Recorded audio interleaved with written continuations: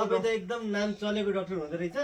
जसका पनि बुढीलाई फ्याट्टै ब्याउनी बनाउनु रहेछ के यहाँ मिल्दैन अब सबै यहाँ मेरो बुढी चाहिँ तपाईँ हुनुहुन्छ होइन भित्र लगेर उपचार गर्नुपर्छ ए पार्वती हेर न बुढा तिमी डाक्टर भएको त कसैले पत्याउँदै पत्याएन गएर कोही उपचार गर्न आउँदैन नि त्यही त कोही आउँदैन त के भयो डाक्टर साहब नमस्कार नमस्कार नमस्कार ल के कति कामले आउनुको बसौँ त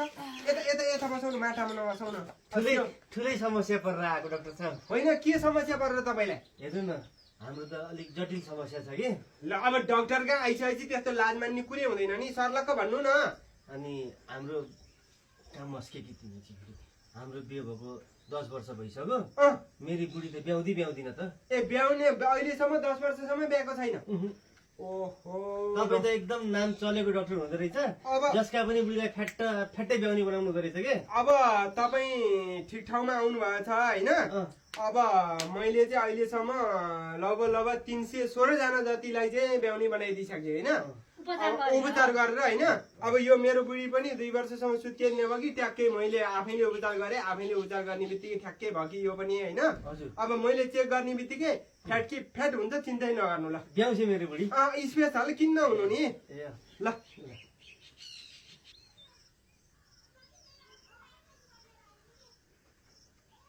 होइन तपाईँ के खालको डाक्टर त भने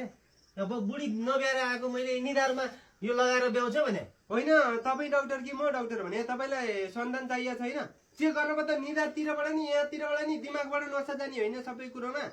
कस्तो यार अब झन् चाहिँ राम्रोसँग हेरिदिन्छु भनेर लागिरहेको छु छोड्दिन न डाक्टरलाई गर्न दिनु काम मलाई त भरै लागेन भने डाक्टरको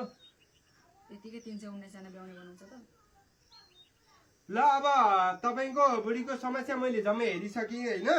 अब तपाईँको बुढीलाई चाहिँ लगभग 10 वर्ष भयो भनेपछि 10 वर्षदेखिकै बेथारो छ अब भित्र लगाएर उपचार गर्नुपर्ने छ होइन अब यहाँ मिल्दैन अब सबै यहाँ मेरो बुढी चाहिँ तपाईँ हुनुहुन्छ होइन भित्र लगाएर उपचार गर्नुपर्छ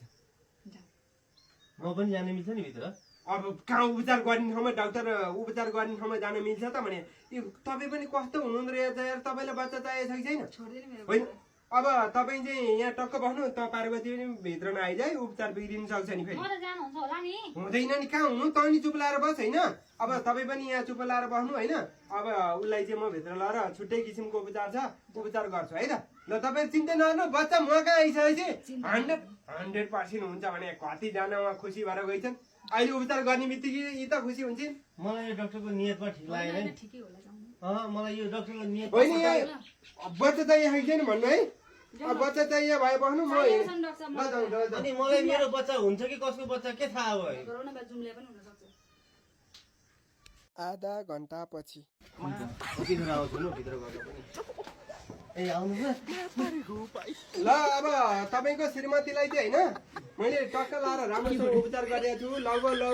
यी पनि धेरै खुसी भइन् कि उपचार गर्ने तरिकै मन पर्यो अरे अनि मलाई त बुढा जुम्ले हैन तिमीले हुन्छ जस्तो त्यस्तो उपचार गरिदिएको छु मैले होइन अब लगभग यही मात्राले काम गर्छ काम गरेन भने एकपल्ट फेरि ल्याउनु नि अनि पेटा मेरै बच्चा हुन्छ नि अब उपचार गरेपछि अब तपाईँकै बच्चा त हुन्छ नि अब बेलुका गएर चाहिँ सँगै सुत्नु नि बुढाबुढी डाक्टर यतै बस्न आउँदैन अब यतै बस्न त अलि मिल्दैन के मस्केको फेरि अनि भरे अनुहार मिलेन भने त म यही ल्याएर छोडिदिन्छु नि फेरि अब मिल्छ